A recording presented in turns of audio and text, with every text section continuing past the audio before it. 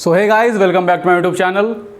आज हम लोग पढ़ेंगे क्लोरोप्लास्ट के बारे में। जैसा कि मैंने लास्ट वीडियो में बताया था कि प्लास्टिड 3 टाइप्स के होते हैं, क्लोरोप्लास्ट, क्रोमोप्लास्ट और ल्यूकोप्लास्ट। तो हम लोगों ने पिछले वीडियो में क्रोमोप्लास्ट और ल्यूकोप्लास्ट को बहुत अच्छे तरीके से स्टडी किया था।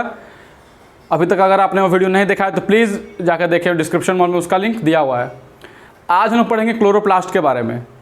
तो क्रोमोप्लास्ट में जो एक चीज़ थोड़ा सा रह गया था, वो मैंने जब वीडियो देखा तो मुझे याद आया कि वहाँ मैंने बताया था कि प्रेजेंस कहाँ है, क्रोमोप्लास्ट कहाँ पाया जाएगा। तो क्रोमोप्लास्ट जो है वो काम क्या उसका, कलर प्रोवाइड करना। तो ग्रीन के अलावा सारा पिगमेंट्स करीब करीब उसमें होता है। तो क्या होगा, फ्रूट्स में पाया जाएगा, फ्लावर्स में होगा, पेटल्स में होगा। तो जहाँ जहाँ पिगमेंट प्रोड्यूस, जहाँ जहाँ प्लांट में ऐसा पार्ट है जहाँ कलर है अदर देन ग्रीन, तो वहाँ क्या पाया जाएगा, क्रोमोप्लास्ट। तो लिख लीजिए आप लोग वहाँ की found in fruits, flowers, petals etcetera. ठीक है, अभी बात करते हैं क्लोरोप्लास्ट के बारे में।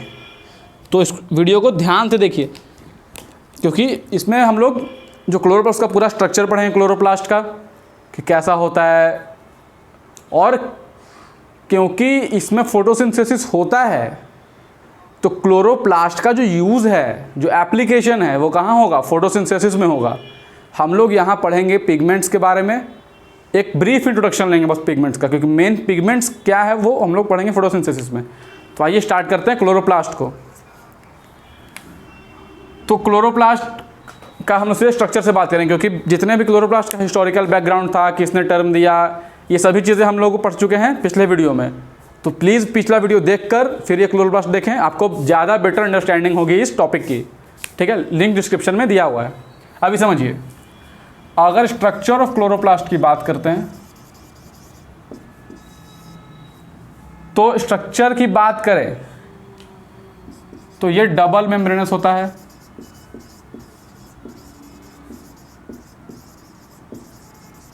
ठीक है, पूरा स्ट्रक्चर पढ़ लेंगे, फिर हम लोग स्ट्रक्चर को देखकर फिगर बनाएंगे, तो आपको और अच्छे से क्लियर होंगी सारी चीज़ें। चलिए, डबल मेम्ब्रेनस होगा मतलब आउटर मेम्ब्रेन और इनर मेम्ब्रेन। ठीक है, माइटोकॉन्ड्रिया में बिल्कुल ऐसा ही था, डबल मेम्ब्रेन स्ट्रक्चर था, आउटर मेम्ब्रेन और इनर मेम्ब्रेन। वहाँ भी क्या था, इनर मेम्ब्रेन में फोल्डिंग्स था, इन फोल्डिंग्स। यहाँ भी क्या होगा, फोल्डिंग्स होगा। ठीक है, अभी समझिए क्या है। पहला क्या है, हम लोग बाहर से अंदर की ओर आ रहे हैं, डबल मेम्ब्रेन है, आउटर और इनर मेम्ब्रेन। सेकंड क्या होगा, वहाँ क्या प्रेजेंट था, क्रिस्टे। यहाँ का प्रेजेंट होगा थाइलाक्वाइड्स।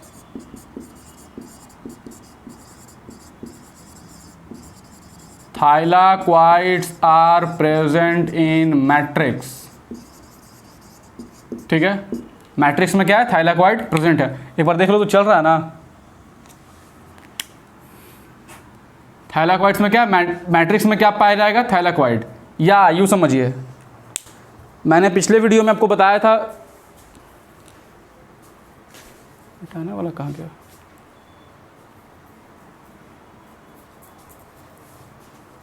यहीं पे है क्या, मैट्रिक्स नहीं, याद रख दिए। मैंने पिछले वीडियो में बताया था कि माइटोकॉन्ड्रिया के जेली पार्ट को, जो उसके अंदर होता है, उसको मैट्रिक्स बोलते हैं। उसी जेली पार्ट को क्लोरोप्लास्ट के अंदर क्या बोलते हैं, याद रखना है, स्ट्रोमा बोलते हैं। ठीक है, तो thylakoids are present in stroma. Stroma क्या है, जेली लाइक सब्सटेंस है। जैसा कि माइटोकॉन्ड्रिया में था मैट्रिक्स, उसी तरीके से क्लोरोप्लास्ट में क्या है, स्ट्रोमा है। अब थाइलाक्वाइड्स क्या होता है, अभी समझिए। टर्म किसने दिया, टर्म थाइलाक्वाइड मेन्के ने दिया, मंकी नहीं, मेन्के। अभी समझिए, thylakoids are the coin like structures. ठीक है, सिक्के की तरह होता है, अगर समझें तो इमेजिन करना है, बस कुछ इस तरीके से होगा। समझ में आ रहा है। तो थाइलाक्वाइड्स आर द क्वाइन और सैक लाइक स्ट्रक्चर। ठीक है, इसमें क्या होगा, पिगमेंट्स। और क्योंकि क्लोरोप्लास्ट है तो कौन सा पिगमेंट होगा? क्लोरोफिल। ठीक है, तो थाइलाकोइड्स के मेम्ब्रेन पे क्या होगा? मेम्ब्रेन पे पिगमेंट्स होगा। कौन सा पिगमेंट? क्लोरोफिल। क्लोरोफिल 5 टाइप्स का होता है, ABCDE। इसका स्ट्रक्चर कैसा होता है हम लोग पढ़ेंगे फोटोसिंथेसिस में। ठीक है, अभी समझिए क्या है। ये हो गया थाइलाकोइड्स का स्ट्रक्चर। टर्म किसने दिया? क्वाइन लाइक स्ट्रक्चर होता है, यहाँ लिख लीजिए क्वाइन लाइक स्ट्रक्चर, क्वाइन और सैक लाइक स्ट्रक्चर। इसके मेम्ब्रेन पे क्या पाया जाएगा? पिगमेंट्स। कौन सा पिगमेंट? क्लोरोफिल। अभी समझिए, बहुत सारा थाइलाकोइड, जब many thylakoids when arrange in stacks, bundle की तरह जब स्टैक में अरेंज हो जाएगा थाइलाकोइड्स, ठीक है, तो उसको क्या बोलेंगे? पूरे स्ट्रक्चर को, पूरे स्ट्रक्चर को बोलेंगे ग्रैनम या ग्रैना। सिंगुलर ये है ग्रैना, प्लूरल ग्रैनम। अभी समझिए क्या है। When many thylakoids arrange over one another और अरेंज इन बंडल्स और stacks, the new structure formed is called grana या ग्रैनम। कैसे बना? थाइलाकोइड्स के इकट्ठा होने से बना। एक के ऊपर अरेंज हो गया थाइलाकोइड्स तो क्या बना? ग्रैनम। और अगर थाइलाकोइड्स में पिगमेंट है और थाइलाकोइड का ही बना हुआ है तो ग्रैनम में भी क्या होगा? ये तो स्ट्रक्चर का नाम है ना, इसका यूनिट कौन है? थाइलाकोइड यूनिट है। तो ग्रैनम में भी हम लोग लिख सकते हैं ऐसा कि photosynthetic pigment, photosynthetic pigment that is chlorophyll. लिखने का तरीका भी होना चाहिए बढ़िया से, जैसे कि समझ पढ़ने में मन लगे कि हाँ एक बार में पूरा चीज़ क्लियर हो जा रहा है। क्लोरोफिल, ठीक है, कहाँ प्रेजेंट होगा? यहाँ प्रेजेंट होगा ग्रैनम में, इज प्रेजेंट इन ग्रैना। तो स्ट्रक्चर में ये हो गया थाइलाकोइड्स, ग्रैनम। ग्रैनम समझ में आ गया क्या होता है? अभी देखिए, एक क्लोरोप्लास्ट में, लिखिए यहाँ पे, इन वन क्लोरोप्लास्ट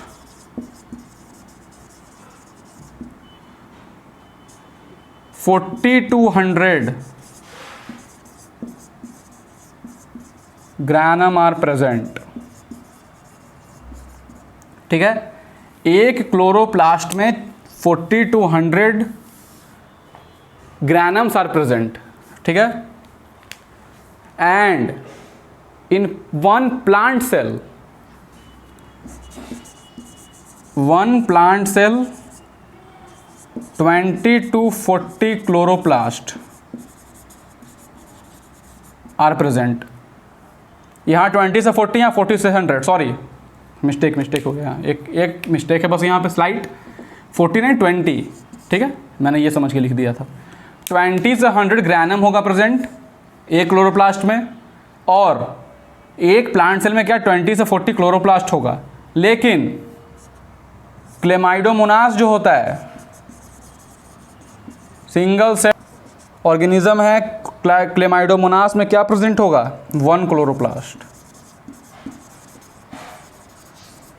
हम लोग क्या लिख सकते हैं कि in Chlamydomonas 1 chloroplast is present, and generally in higher plant cells 20 to 40 chloroplast present per cell, and in each chloroplast 20 to 100 granums are present. चलिए ठीक है, तो ग्रैनम हो गया, थाइलाकोइड हो गया। अब लोग बढ़ते स्ट्रक्चर में आगे। जेल-लाइक सब्सटेंस को क्या बोलते हैं? स्ट्रोमा। अब chloroplast are also known as semi autonomous organelle, और ये सेमी ऑटोनोमस ऑर्गेनेल हम लोगों ने माइटोकॉन्ड्रिया में भी पढ़ा था। ठीक है, मैंने वीडियो बनाया हुआ माइटोकॉन्ड्रिया के ऊपर, उसका लिंक डिस्क्रिप्शन बॉक्स में दिया हुआ है, आप वहाँ जाकर उसको पढ़ सकते हैं। बहुत अच्छे तरीके से एक्सप्लेन किया हुआ है। ठीक है, तो आप लोग वहाँ सब पढ़ेंगे तो वहाँ बताया है कि उनको भी mitochondria are the semi autonomous organelles. And क्यों बोलते हैं सेमी ऑटोनोमस ऑर्गेनेल्स? क्योंकि उनके पास भी अपना खुद का डीएनए, राइबोसोम जो कि प्रोटीन मशीनरी है सेल का, वो प्रेजेंट होगा, आरएनए भी होगा, प्रोटीन्स भी होगा। वो उसी तरीके से सेम क्या लिखना है? As like mitochondria chloroplast too have its own DNA कैसा? Circular DNA, circular naked DNA. Naked DNA क्या है? वहाँ पढ़ा है हम लोगों ने, मेम्ब्रेन बाउंडेड नहीं है, न्यूक्लियर मेम्ब्रेन एब्सेंट है। और राइबोसोम, राइबोसोम कैसा है? 70S का। और ये 70S क्या होता है? ये राइबोसोम की वीडियो में मैंने बहुत अच्छे तरीके से एक्सप्लेन किया, आप चाहे तो वो वीडियो भी देख सकते हैं। मतलब जनरली जो इंटरलिंक्ड सेल ऑर्गेनल्स है, मैंने पहले उनका वीडियो बना लिया है, ताकि आपको जैसे कि यहाँ समझ में नहीं आ रहा है कि 70S क्या है, तो वहाँ मैंने 6 to 7 मिनट्स में सिर्फ इस S को एक्सप्लेन किया है कि ये S है क्या। तो जैसे उसको यहाँ एक्सप्लेन करना पॉसिबल नहीं, वीडियो का लेंथ खामखा बड़ा हो जाएगा। तो आप लोग चाहे तो राइबोसोम को थोड़ा सा बस आप एक बार देख लें, इसका लास्ट मिनट्स में होगा तो वहाँ समझ सकते हैं। राइबोसोम क्या? 70S का है, ठीक है। तो due to presence of DNA, ribosome plastids are also known as semi autonomous cell organelle. Sorry, chloroplast are also known as semi autonomous cell organelle, ठीक है। क्लोरोप्लास्ट लार्जेस्ट सेल ऑर्गेनेल है, organelles में सबसे लार्जेस्ट क्या है? Chloroplast, ठीक है। चलिए इसको आप लोग नोट करिए, फिर हम लोग क्या करेंगे, उसको फिगर बनाकर समझेंगे। लेकिन हाँ, यहाँ शेप के बारे में बात कर लेंगे अभी हम, इसको नोट करिए, फिर हम लोग शेप के बारे में बात करते हैं। तो चलिए अभी बात करते हैं शेप्स के बारे में। तो क्लोरोप्लास्ट जो है वो बहुत सारे शेप्स में एग्जिस्ट करता है डिफरेंट ऑर्गेनिजम्स में, जैसे डिस्क्वायड या ओवल शेप्ड, ये हायर प्लांट्स के जो सेल होंगे, हायर प्लांट के जो सेल होंगे उनमें जो क्लोरोप्लास्ट होगा वो किस शेप का होगा? स्क्वाइडल या ओवल शेप का। स्पाइरल की बात करें तो स्पाइरोगाइरा, स्पाइरोगाइरा एक एल्गी है, उसमें हम लोग क्या लिखते हैं? Spiral shaped chloroplast. यहाँ लिखना है shapes of chloroplast, discoidal, higher plants, spiral, Spirogyra. Cup shaped की बात करें तो C फॉर कप और C फॉर क्लेमाइडोमोनास। क्या होता है? कप शेप्ड होता है। अभी अगर कप शेप की बात करें तो, या उससे पहले हम रेटिकुलेट की बात कर लेते हैं। रेटिकुलेट किस में होता है? यूलोथ्रिक्स में। यूलोथ्रिक्स में क्या होता है? रेटिकुलेट टाइप का क्लोरोप्लास्ट होता है, मतलब शेप होता है। और ये सारे में हो रहा है, तो मतलब इसका मतलब क्या है? कहाँ जहाँ जहाँ क्लोरोप्लास्ट है, मतलब ये सारे कैसे हैं? ऑटोट्रॉपिक न्यूट्रिशन वाले ऑर्गेनिजम्स हैं, ठीक है। स्टेलिएट होता है जिग्नेमा में, जिग्नीमा या जिग्नेमा जो है वो उसमें स्टेलिएट शेप का होता है। लास्ट एक बचा गेडल शेप, जिसमें ये होता है ओइडोगोनियम। ओइडोगोनियम में क्या है? एक एल्गा है। तो ओइडोगोनियम में कैसा होता है? गेडल शेप का होता है। तो ये सब शेप, इसको भी आप लोग नोट कर लीजिए। एक बस इसको थोड़ा सा चेंज कर लीजिए, क्या है? जो ओइडोगोनियम है वो रेटिकुलेट शेप का होता है, थोड़ा सा मिस्टेक हो गया यहाँ पे। रेटिकुलेट में होता है ओइडोगोनियम, ठीक है। और गिडल शेप में क्या होता है? वहाँ क्या लिखा था? यूलोथ्रिक्स। तो ये सारे शेप्स हैं। अभी लोग बात करते हैं, फिगर बना के समझते हैं, जो कि सबसे लास्ट पॉइंट है इस पूरे टॉपिक का। देखिए, सबसे बाहर आउटर मेम्ब्रेन, उसके बाद इनर मेम्ब्रेन्स,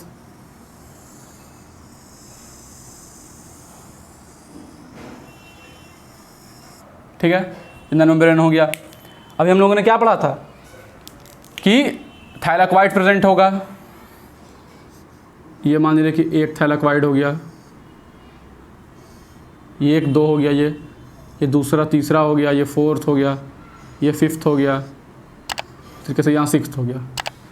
फिर 20 से 100 तक था, तो एक बार में तो 20 बनाना संभव नहीं है, तो हम लोग समझ लेते हैं बस। ये दूसरा ग्रैनम है पूरा,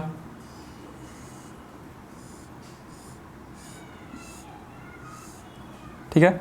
उसी तरीके से यहाँ एक है,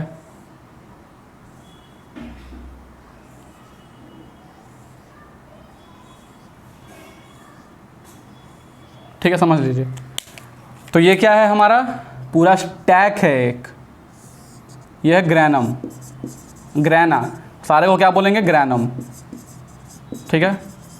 ये एक सिंगल जो यूनिट है वो क्या है? थाइलाक्वाइड। और मेम्ब्रेन में जब क्या होगा? इसका फोटोसिंथेटिक पिगमेंट होगा। अभी देखिए क्या है, ये ग्रैनम जो होते हैं वो एक चैनल के थ्रू अटैच्ड होते हैं। अगर चैनल बनाए तो कुछ इस तरीके से देखने को मिलता है। मान लीजिए इस तरीके का चैनल है कुछ ऐसा, ठीक है, ये इससे कनेक्टेड होगा, ये इससे कनेक्टेड होगा, मतलब ये सारे इंटरलिंक्ड होते हैं, जुड़े हुए होते हैं।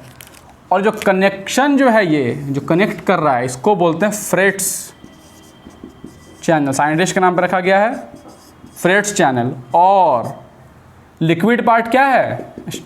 स्ट्रोमा। लिक्विड पार्ट को क्या बोल रहे हैं हम लोग? स्ट्रोमा। तो इसको क्या बोलेंगे? Stroma lamellae. ठीक है, ये हो गया स्ट्रोमा लैमेली। अभी समझिए, इसके आउटर मेम्ब्रेन पे पूरा पिगमेंट है। अब एक सर्कुलर डीएनए भी है इसमें, ये हो गया सर्कुलर डीएनए। ये एक मान लीजिए कि राइबोसोम है पूरा 70S का, ये कुछ प्रोटीन पार्टिकल्स हैं, ठीक है। अभी देखिए क्या है, पिगमेंट्स हम लोगों ने पढ़ा था पिछले वीडियोस में कुछ, जैसे कि क्रोमोप्लास्ट में था xanthophyll, carotenoids, anthocyanin, etcetera pigments. यहाँ क्लोरोफिल है। तो एक क्वांटासोम टर्म होता है, टर्म को पहले समझेंगे हम लोग। क्वांटा मतलब होता है पैकेट्स। पैकेट जैसे क्वांटा होता है, क्वांटा ऑफ लाइट, मतलब एक छोटा सा पैकेट लाइट का, एनर्जी कंटेनिंग। उसी तरीके से क्या है, क्वांटासोम क्या होता है?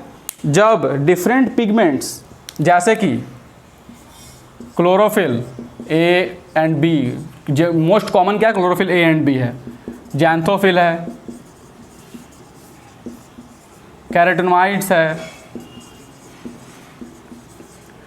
तो जब ये सारे पिगमेंट्स एक साथ आकर एक पैकेट बनाते हैं, उस पैकेट को क्या बोलते हैं? क्वांटासोम।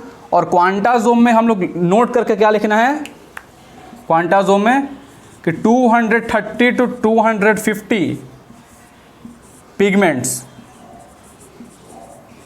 एक पैकेट को क्या बोलेंगे? क्वांटासोम। इसमें ये सारे होंगे, ये सारे क्या होंगे? इसी में 250, 230 से 250 वाले में ये सारे पिगमेंट्स होंगे।